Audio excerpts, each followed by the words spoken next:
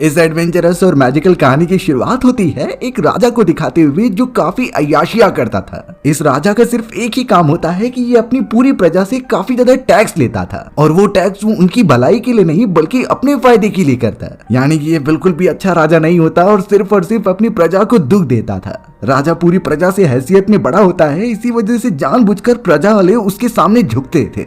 अब हमेशा की तरह राजा कई सारी पार्टियां करता था और प्रजा में मौजूद बहुत सारी ब्यूटीफुल लड़कियों को इनवाइट करता है। ऐसा लग रहा होता है कि उसकी जिंदगी में सिर्फ लोगों का पैसा खाना ही लिखा है। राजा के महल में गरीब लोगों की बिल्कुल एंट्री नहीं होती थी। एक दिन बाहर बहुत ही ज्यादा बर्फबारी हो रही होती है तो एक बूढ़ी औरत बचने के लिए उसके महल में आ गई। राजा इस बात से बहुत ज्यादा गुस्सा हो जाता है क्योंकि वो इस तरीके से गरीबों को अपने महल में नहीं आने देता था। वो बूढ़ी औरत वहां पर आ तो गई लेकिन वो अपने राजा के लिए एक गुलाब का फूल लेकर आई होती है। वो तो उसे राजा को गिफ्ट दे रही थी कि वो इसके जैसा ही खूबसूरत है, लेकिन राजा को इससे बिल्कुल फर्क नहीं पड़ता। वो तो उस बूढ़ी औरत को काफी डांटता है और उसे यहाँ से चले जाने के लिए कहता है। उसने तो गुलाब का फूल भी नीचे फेंक दिया था।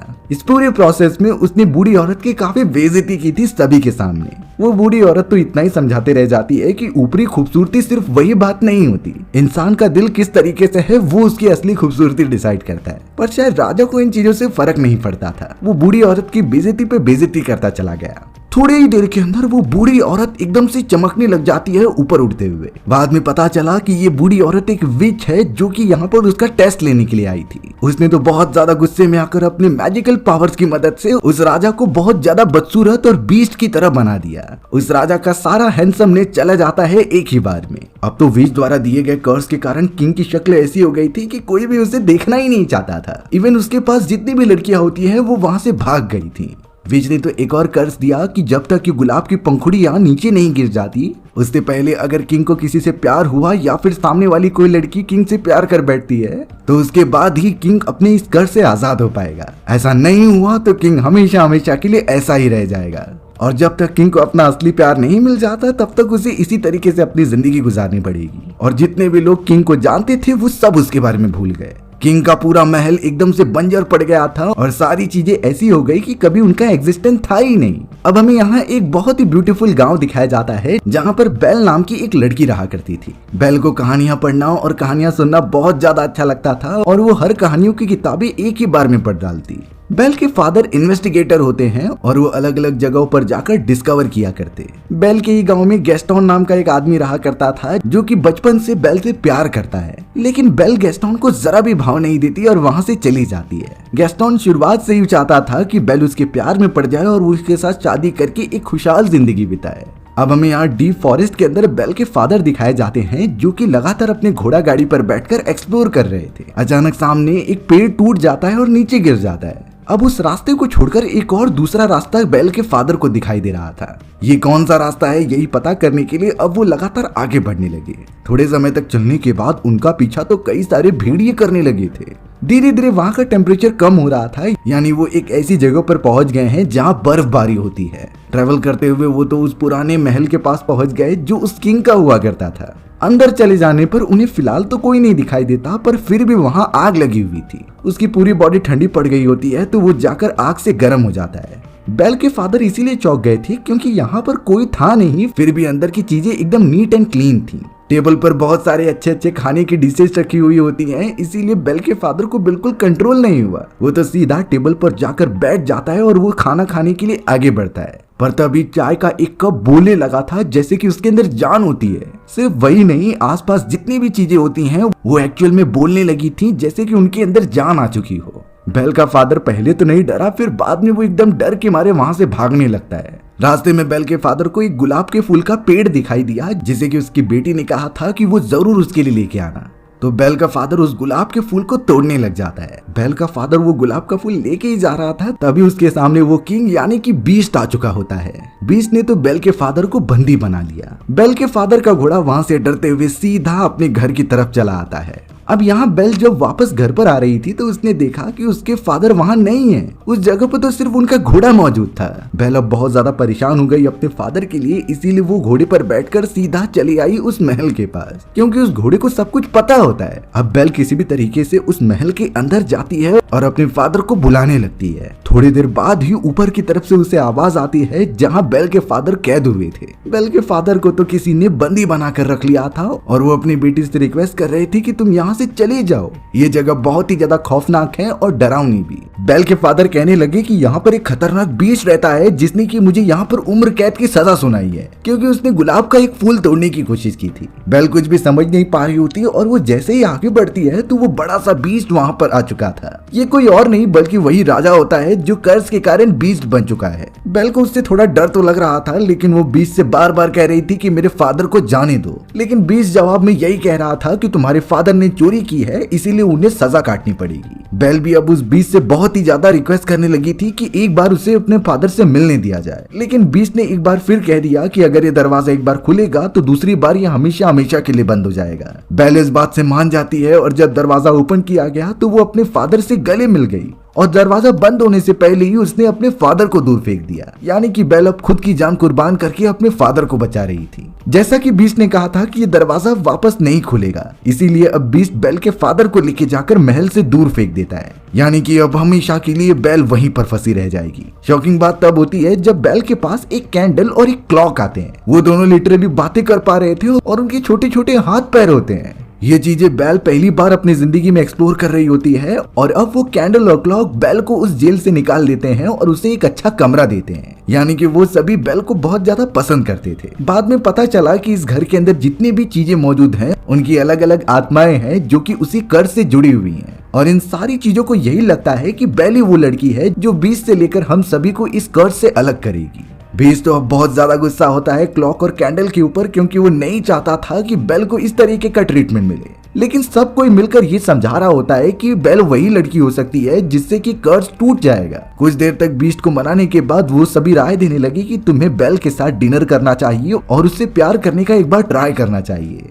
बीस्ट इसके लिए मना तो कर रहा था, लेकिन उसे पता होता है कि ये सारी चीजें एट द एंड उसकी वजह से हुई हैं, इसीलिए बार बार बोलने पर वो मान जाता है। बीस्ट तुरंत ही बेल के कमरे में गया तो पता चला कि बेल तो वहां से भागने की कोशिश कर रही है। बीस्ट सिंपली कह देता है कि आज तुम्हें मेरे साथ डिनर करना होगा और हम अपने रिश्ते आगे बढ़ाएंगे। लेकिन बेल को इससे कुछ भी फर्क नहीं था, क्योंकि उसने उसके फादर को कैद जो किया होता है। भले ही आज उसके फादर आजाद है, पर बेल की कुर्बानी की वजह से। बेल तो मना कर देती है बीस्ट को, पर बीस्ट गुस्से में यही कह रहा था कि तुम्हें मेरे साथ डिनर करना होगा। बेल जब नहीं मानती तो बीस्ट उसे वहीं छोड़कर चला जाता है और उसने इंस्ट्रक्शंस दे दिए कि बेल को कोई भी खाना नहीं देगा। बीस्ट तो अब सीधा उन गुलाब की पंखुड़ियों के पास आ जाता है जो एक एक करके टूट रही थी। यानी कि इन सारी पंखुड़ियां टूट जाने के बाद बीस्ट हमेशा हमेशा के लिए वैसा ही बना रहेगा। इस बात का बीस्ट को बहुत ज्यादा दुख होता है कि आखिर ऐसा कोई भी नहीं है जो उससे प्यार करेगा। लेकिन यही सारी चीजें उस जगह के सारे इंस्ट्रूमेंट और बहुत सारी चीजों को थी कि बेल ही वो लड़की है जो बीस्ट से प्यार करेगी और इस कर्ज को खत्म करेगी। लेकिन इसके लिए उन्हें हिम्मत करके इन दोनों को एक करना होगा। अब तो यहाँ बेल के फादर अपने गाँव में आकर सभी को ये बताने लगे थे कि उसकी बेटी बहुत खतरे में है। गाँव के दूसरी तरफ एक बड़ा सा महल है जहाँ पर बीस्ट और कई सारी मैजिकल चीजें रहती हैं, इसीलिए उन्हें जल्द से जल्द जाकर बेल को बचाना होगा, नहीं तो वो सभी उसे मार देंगे। अब बेल के फादर की इन सारी बातों पर कोई भी गांव वाला विश्वास नहीं कर रहा था, लेकिन गैस्टोन सीधा खड़ा होकर बेल के फादर से कहता है कि वो उनकी बातों पर भरोसा करता है। ये सब इसीलिए क्योंकि गैस्टोन बेल से शादी करना चाहता था, इसीलिए वो बेल के फादर को इम्प्रेस करने की कोशिश करता है। गैस्टोन के कहने पर अब बेल के फादर अपने कई सारे साथियों के साथ निकल पड़े थे उस महल की तरफ। डीप फॉरेस्ट में आने के बाद अब बेल के फादर नोटिस करते हैं कि वो जगह अपने आप ही गायब हो चुकी है, यानी कि महल तक पहुंचने का रास्ता बंद हो चुका है। गैस्टोन इस बात से गुस्सा हो गया और बेल के फादर को आकर बहुत ज्यादा बोलने लगा कि बीस्ट नाम की कोई चीज नहीं होती। गैस्टोन ने तो बेल के फादर के सामने ये बोल दिया कि मैं तुम्हारी बेटी से शादी करने वाला हूँ और इसीलिए मैं तुम्हारी मदद कर रहा था। बेल के फादर इससे गुस्सा हो जाते हैं और साफ साफ कह देते हैं कि मेरी बेटी तुमसे शादी कभी नहीं करेगी। गैस्टोन ने तो बेल के फादर को बहुत मारा और उसे बेहोश करके वहीं बांध कर रख दिया, क्योंकि कुछ ही टाइम में भेड़िए आकर उसे खा लेंगे। लेकिन रात बीत जाने के बावजूद भी कोई भेड़िए नहीं आते। सुबह होने पर वहां पर एक लेडी आती है जिसका नाम एगेथा था।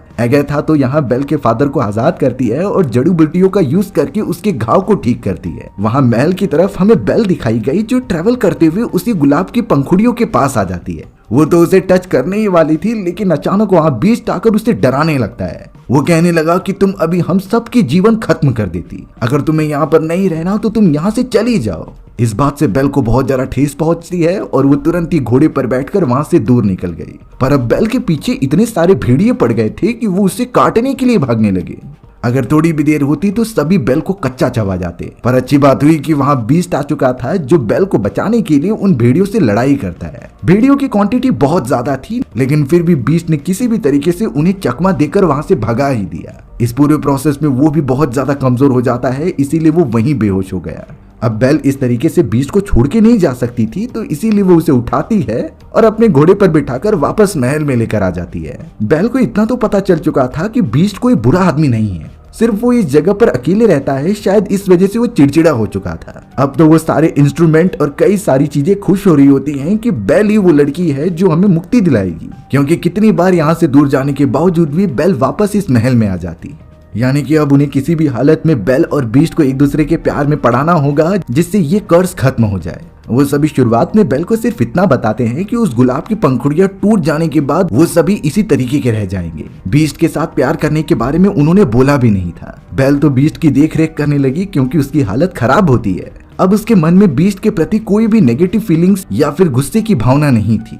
वो उसे एक अच्छा दोस्त मानने लगी होती है जो दूसरों के ऊपर अटैक नहीं करता।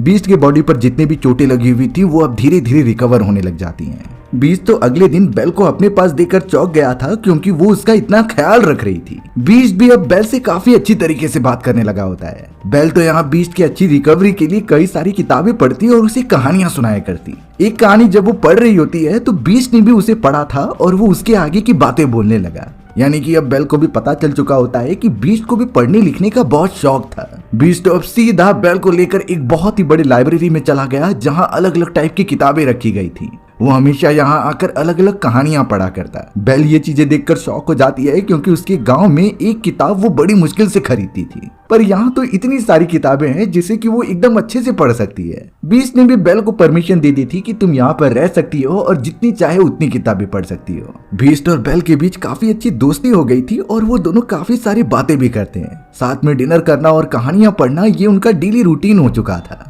एक दिन बीस्ट बेल को बहुत ही मैजिकल किताब दिखाता है जिसे कि एक जादूगरनी ने बनाया था। इस किताब की मदद से कोई भी अपने पास्ट में जा सकता है। तो अब यहाँ बेल चाहती थी कि वो तब के समय में जाए जब उसकी मदर उसे छोड़कर चली गई थी। सारे प्रोसीजर्स फॉलो करने के बाद बेल और बीस्ट तुरंत ही उसके पास्ट में चले जाते हैं। वहां जाकर बेल को सच्चाई का पता चला कि उसकी मदर को बहुत खतरनाक बीमारी हो चुकी थी। इसीलिए बेल की मदर ने उसके फादर को कह दिया कि तुम बेल को लेकर यहाँ से चले जाओ, क्योंकि वो कभी नहीं चाहेगी कि जो बीमारी उसे हुई है वो उसकी बेटी को भी हो। और यही रीजन था कि उसकी मदर बचपन से ही बेल के साथ नहीं रही। बेल इस बात से बहुत ज्यादा निराश हो जाती है, पर खुशी इस बात की थी कि उसे सच्चाई का पता चल गया है। अब तो यहाँ बीस्ट बेल को बहुत ज्यादा पसंद भी करने लगा था। वो सारी कैंडल्स और क्लॉक यहाँ पर आकर बीस्ट को कन्विंस करने लगी कि तुम बेल से अपने दिल की बात बता दो। लेकिन बीस्ट डर रहा था क्योंकि इस चेहरे के साथ कोई भी लड़की उसे पसंद नहीं करेगी। फिर भी बहुत ज्यादा कन्विंस करने पर बीस्ट तैयार हो जाता है और अब वहाँ दूसरी तरफ बेल को भी अच्छे कपड़े पहनाए गए थे।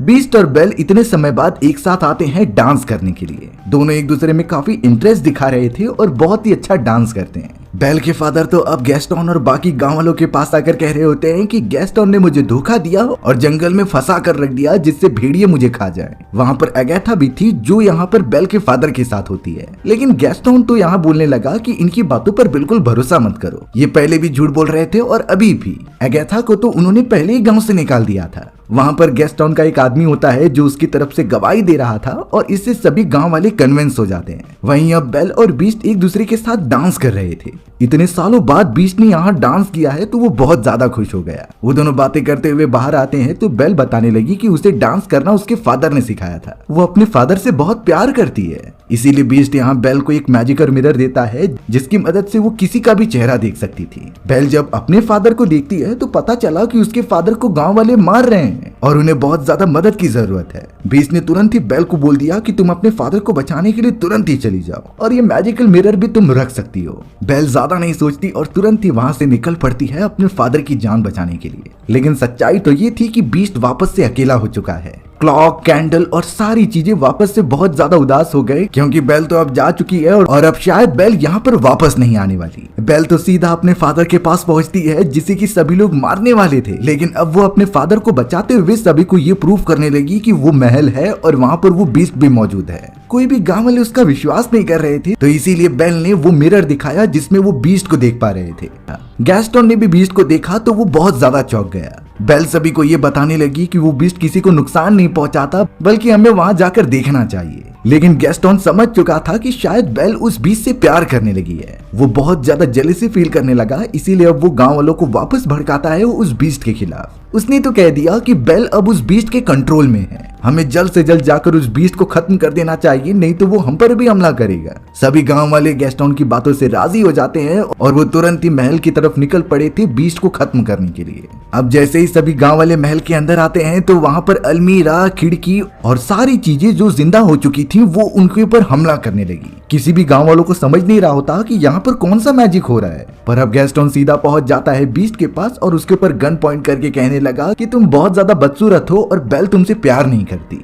उसने तुरंत ही बीस्ट को शूट कर दिया, जिससे बीस्ट नीचे गिरने लगा। सही समय पर वहां बेल आ जाती है, जिसने की गन छीनने की कोशिश की। गैस्टन भी नीचे गिर चुका था, लेकिन वो बच जाता है। अब यहाँ बेल को देखकर बीस्ट तुरंत ही ताकतवर हो गया और वहां से कूदकर उसके पास जाने लगा। बात यह होती है कि गैस्टन अभी भी हार नहीं माना होता। गैस्टन और बीस्ट की लड़ाई हो रही होती है, पर बीस्ट काफी कमजोर हो चुका था। बीस्ट ने भी काफी अच्छी टक्कर दी, लेकिन वो गैस्टन को मारता नहीं। वो उसे यहाँ से चले जाने की परमिशन दे देता है। अब जब बीस्ट यहाँ बेल के पास आया तो गैस्टन ने मौका देखकर एक और गन चला दी। वो गोली सीधा बीस्ट को लगती है, जिससे वो और ज्यादा कमजोर हो गया। पर यहाँ गैस्टन जिस पिलर के ऊपर खड़ा हुआ था वो भी नीचे गिर जाता है। गैस्टन की वहीं पर मृत्यु हो गई। लेकिन बेल नहीं चाहती थी कि बीस्ट इस तरीके से मारा जाए और वो उससे रुकने के लिए कहती है, लेकिन अब वो आखिरी गुलाब की पंखुड़ी भी नीचे गिर गई। रिजल्ट ये निकलता है कि बीस्ट मर चुका था और जितनी भी चीजें जिंदा हुई थी वो हमेशा हमेशा के लिए जम जाती हैं। बेल तो अब यहाँ बीस्ट से अपने प्यार का इजहार कर रही थी और उसे किस भी करती है। एगेथा नाम की वो विच अब तुरंत ही उस जगह पर आ गई और इसने देखा कि किस तरीके से बीस्ट से एक लड़की प्यार करने लगी है, यानी उनका ये श्राप अब टूट चुका था। एगेथा नाम की उस विच ने अपने पावर का यूज किया और सीधा उस बीस्ट को अपने नॉर्मल फॉर्म में कन्वर्ट कर दिया, यानी वो एक बहुत ही हैंडसम किंग बन जाता है। बेल ने भी ये चीजें देखी और वो शॉक रह गई, पर अब वो किंग से प्यार करती थी, इसीलिए वो दोनों एक साथ आ जाते हैं। महल के अंदर जितनी भी जिंदा चीजें थी वो अब अपने नॉर्मल फॉर्म में कन्वर्ट हो गई, यानी अब वो कर्ज पूरी तरीके से टूट चुका है। राजा को अपनी गलती का एहसास हो चुका था, पर अब वो एक बेस्ट राजा बन के दिखाएगा। वो तो अपनी लाइफ बेल के साथ बिताने लगा और हमारी कहानी भी यहीं खत्म हो गई। सो व्यूअर्स, आपको ये स्टोरी कैसी लगी कमेंट सेक्शन में बताना भूलना मत। और अगर आपको मेरा एक्सप्लेनेशन 1% भी अच्छा लगा होगा ना, तो वीडियो को लाइक एंड चैनल को सब्सक्राइब जरूर कर देना। मिलते हैं इसी तरीके की मजेदार वीडियोज में, तब तक के लिए बाय बाय।